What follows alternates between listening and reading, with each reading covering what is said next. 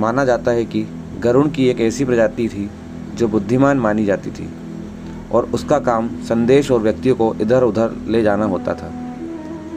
कहते हैं कि इतना विशालकाय पक्षी होता था जो कि अपनी चोंच से हाथी को उठाकर उड़ जाता था। गरुड़ जैसे ही दो पक्षी रामायण काल में भी थे जिन्हें जटायु और संपाति कहा जाता था।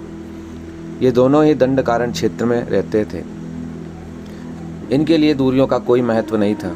स्थानीय मान्यता के मुताबिक दंडकारण्य के आकाश में ही रावण और जटायु का युद्ध हुआ था और जटायु के कुछ अंग दंडकारण्य में आ गिरे थे, इसलिए यहाँ एक मंदिर भी है। पक्षियों में गरुड़ को सर्वश्रेष्ठ माना गया है। यह समझदार और बुद्धिमान होने के साथ साथ तेज गति से उड़ने की क्षमता रखता है। गिद्ध और गरुड़ में फर्क होता है। संपूर्ण भारत में गरुड़ का ज़्यादा प्रचार प्रसार है। गरुड़ के बारे में पुराणों में अनेक कथाएं मिलती हैं। आज मैं आपको एक ऐसे मंदिर के बारे में बताने जा रहा हूँ जहाँ भगवान गरुड़ अभी भी भगवान शिव के दर्शन करने के लिए आते हैं। चेन्नई से 60 किलोमीटर दूर एक तीर्थ स्थल है जिसे पक्षी तीर्थ कहा जाता है। यह तीर्थ स्थल बेदगिरी पर्वत के ऊपर है।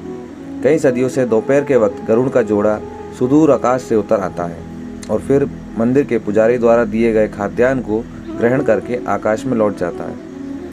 सैकड़ों लोग उनका दर्शन करने के लिए वहां पहले से ही उपस्थित रहते हैं। वहां के पुजारी के मुताबिक सतयुग में ब्रह्मा के 8 मानस पुत्र शिव के हिसाब से गरुड़ बन गए थे। उनमें से 2 सतयुग के अंत में, 2 त्रेता के अंत में, 2 द्वापर के अंत में शाप से मुक्त हो चुके हैं। कहा जाता है कि अब 2 बचे हैं, वे कलयुग के अंत में मुक्त होंगे। इसी प्रकार की और भी रोचक जानकारियों के लिए हमारे चैनल को लाइक, शेयर एंड सब्सक्राइब करना ना भूलें और कमेंट में जय श्री राम लिखना ना भूलें। धन्यवाद।